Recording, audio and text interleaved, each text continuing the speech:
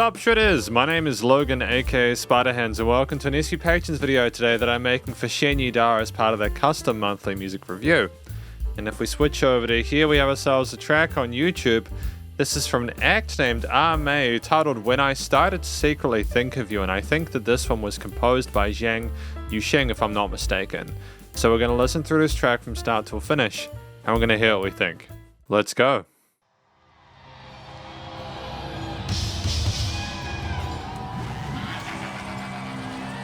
Oh, it's live! Hell yeah! 欢迎光临我的乌托邦，开动！ What a look, man! 双手借给我，双手。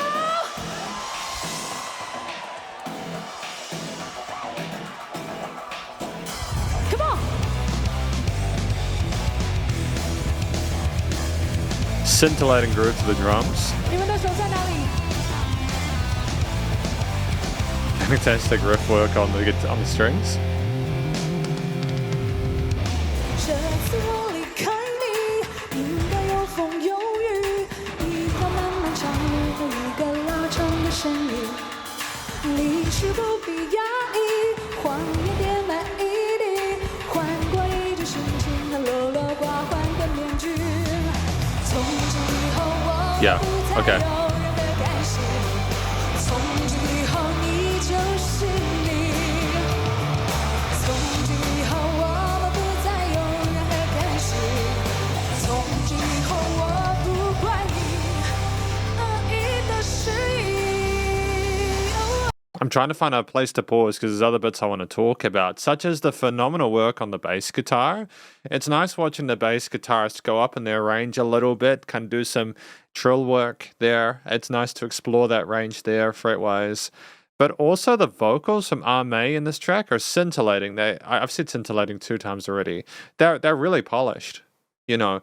And I think there's just a nice smoothness to the production as well. Interesting offbeat groove with the hi-hats, few staccatos.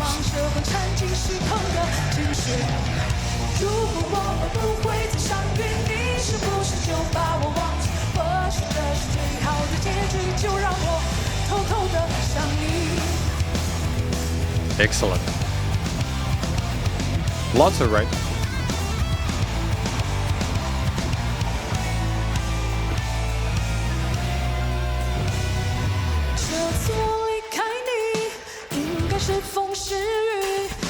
Great use of space.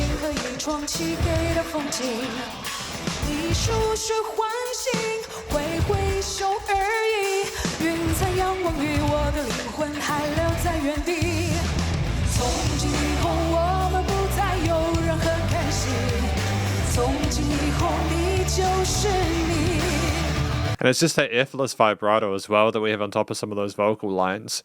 And another thing to appreciate as well, in case you're not aware of it, is just how much each instrument is doing on their own. There's a lot of intricacy and technicality to the various hi-hat and drum grooves of those fill sections there.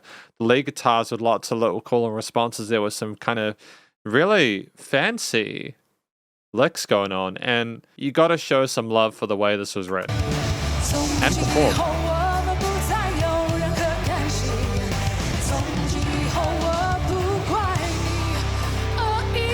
Satisfying with that low chord there at the end.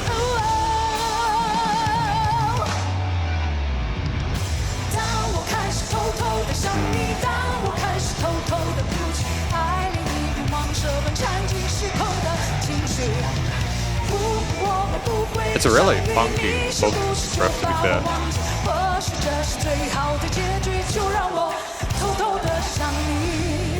And everyone looks like they're having fun on stage, and there's great chemistry between the band members and A-Mei.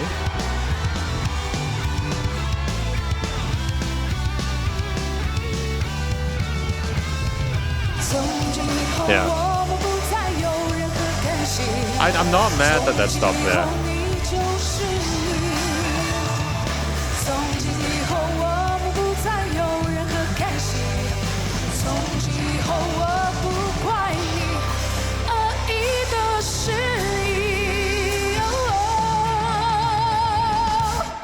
I mean, like, I think that A-Mei at this point in her career, I think she's 51 at the moment, and she was I assume she would have been 49 in 2021. Her voice is spectacular. I think she sounds just as good with her most recent live stuff as with her earlier works in the 90s. Not an easy thing to do, but we're handling it. Part of that is really solid vocal technique and taking care of your voice.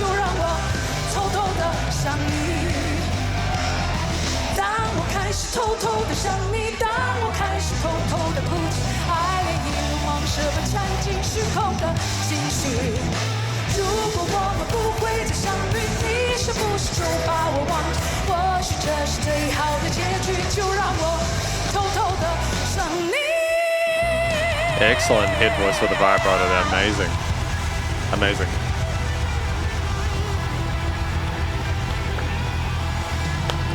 Fantastic performance. Man, effortless. A-Mei, Utopia East. What a spectacular effort. I'll say it, I've said it before and I'll say it again. I think the mark of a successful musician is when their live stuff sounds as good as their studio stuff. So I think it's incredibly important if you are writing music to make sure that you are writing it and recording it in the way where it would sound just as good live. But we have a copy of the lyrics here kindly provided by Yida, so thank you to Yida for supplying these. A-Mei, when I started to secretly think of you, a reminder this was again composed by Zhang Yuxing as I understand it. Let me know if I'm incorrect. This time I'm leaving you, there should be wind and rain, a long road and an elongated figure. Love is like a python wrapped around an uncontrollable emotion. Those are interesting lines. I like the poetry within this, the wordplay. If we never meet again, will you forget me? Maybe this is the best ending. Just let me secretly think of you. This time I'm leaving you. Should it be wind or rain? A confusing heart in a dark landscape. You don't need to be happy. Just wave your sleeve. Okay, I think I get it. And welcome to the conclusion of my review of this track from an act named A-Mei, titled When I Started to Secretly Think of You. Now, what do I think this track is about? I think that this track is about someone who is in love with another, and I think they've had a breakup of some kind, and they're expressing their feelings about love and how it's affected them.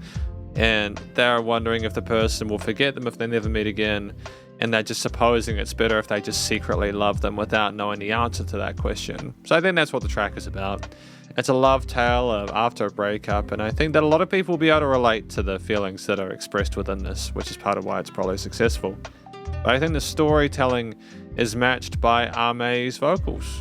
I think that they were tremendous. At a live performance, you can't always guarantee that the singer on stage is going to be as good as they are on the studio albums, but she was tremendous. I mean, A-Mei has the pipes of a goddess, and just the head and chest voice was superb. The fluctuations and movements between the ranges was great. Lots of interesting note choices with a little bit of flurries and sonormentation with some interesting lines later on, going up to a higher voice, head voice for the higher note at the end there, which was belted with vibrato, which was really stunning, with some interesting legato spiffing parts, and just a great sense of synergy and groove with the rest of the rhythmic elements in the mix as well. There was a great presence and understanding of what to do in regards of her energy with the rest of the performers in the mix, a great chemistry there, and it was very, very satisfying to listen to and to watch. So I think that she emoted in a way which made sense with the story. It was a polished, precise performance, but it did not lack any compassion or feeling for what it was about. So there was a nice connection between the story and the vocals there. And I think, in addition to that, the track at about 4.5 minutes, it was a great use of time. It was structured really effectively and efficiently. We had a wide range of instruments there with several different guitar parts, bass, drums, and keys as well. And we made the most of each of those. I think that with the verse, chorus, stanza here, with bridges as well, and instrumental leads, and like a small little solo section, which was kind of also maybe just an interlude there, because the focal point was A-Mei on the pipes. We had enough range there with like the drum grooves, for example, with really interesting 8th and 16th note, occasional triplets there with the chops there on the hi-hats, kicks and snares, but also some interesting fill bits going on with the rest of the drum kit explored there. Lots of wide variety of different approaches to it, as if we're trying to attack the riffs in lots of different ways. Be really creative and flexible with that flow there, with the rest of the instruments keeping in time as well, which just in part showcases the almost virtuosic capacity that Jiang Yuxing had for the way that they wrote their instrumental bits. But yeah, the drums were tight, not a note out of place, not a beat out of kick, and basically I think that it was so satisfying to go with through those different rhythmic vibes, from like the chorus to the bridge to the verse. They're all very distinct there, matched by the introduction of like the bass guitar with the little solo going into the main part of the track, keeping the root notes in check, but also being able to explore the fretboard on the bass, move into those higher ranges where the guitars were maybe playing those power chords there. It's stunning. A really great use of the instrument there. It's always a shame, especially with a 5-string bass, when you're restricted to the lower ends. There's no reason why you can't be in that mid-range and kind of play along with the rest of the leads. So I think it was a great use of the bass instrument, very competent performance there. It was niched well with the drums. In addition to that, the guitar parts with the power chords, but also the lead licks there, messing around with the major and minor, so maybe some bluesy and pentatonic techniques there, a wide variety of techniques on display there, legato, some bends there, I think there was even some sweeping going on, some sweep picking with some of those passages, and it was just wonderful performance there. These are all really competent instrumentalists who are very familiar with their instruments and deserve to be on that stage at that level that they need to be. Because just to be clear, no instrument in this track was easy to play. All of them were featuring advanced techniques there, and it's a very compelling performance there with no weak points whatsoever. The organ parts, which I heard a bit later on, I'm assuming there were, I could hear those mid-range tonalities there, the warmth, a bit of fluffiness there, with a bit of vibrato on those parts as well, just a nice way to kind of soften and mellow everything out.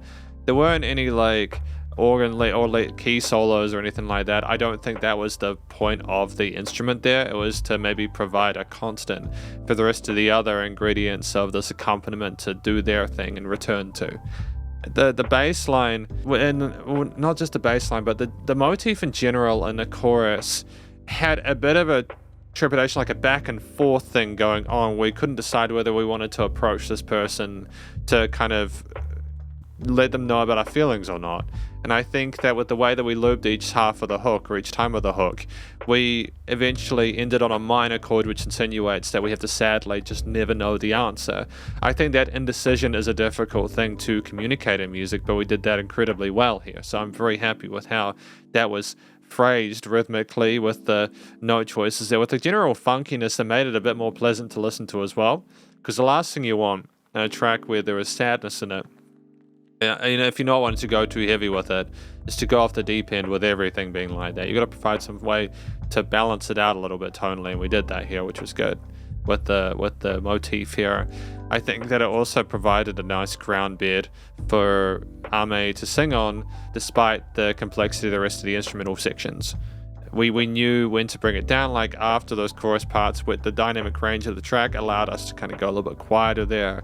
We knew perceived loudness was important. We gave the audience a break there before rising up again. There were oscillations in the bell curve of that. And all in all, the accompaniment was really satisfying to listen to. And the song in general, the motif, was great. And I think that it was a compelling, unique, and interesting idea that was communicated well across the board. I mean, the vocals and the story suited it as well, harmonized nicely with it, and there was lots of range for people to do this thing, which was actually, it's not an easy thing to do. Again, there's a lot of complexity to this song that I think came across in a way which is ironically rather approachable to the audience. I think, finally, the studio recording, mixing, and mastering was stunning. I really appreciated the fact that you could hear all the instruments and A-Mei clearly in the mix. Things were nicely niched. In the stereo field, you could have different instruments, such as the leads would like maybe go to the left or the right. You see things surrounded you in the headphones and popped up in different areas with a constant around the mid-range for like the guitars, the rhythm parts, and the bass there. But the vocals was constantly in the center, nicely notched in the frequency spectrum as well. There were no resonant frequencies, no kind of ugly notes or noises happening there. The vocals were EQ'd and filtered very nicely as well, so that with very little work to kind of boost them, A-Mei can just sing really well, and it was a great take. And nothing was edited to improve it. It was just golden.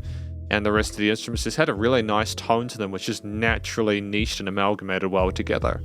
I think that There was dynamic range again to the track, so things weren't overly compressed, which can be a burden of a live performance. It can either be too quiet, too loud, too much of a difference, or too little. They found the sweet spot there with it. And I think finally it was nice and loud without pumping, so the limiting and bus compression was handled well. Effectively, this is an incredibly positive review of A-Mei's performance of their track when I started to secretly think of you, and hopefully enjoyed it. If you did, please go show some love to these various musicians via their social medias and their YouTube page, and stay cool and stay safe, and please remember to support your local musicians and artists at this point in time, as they help more than ever with all the crazy stuff going on in the world, and I'll catch you in the next SP Patrons video. Spiderhands out.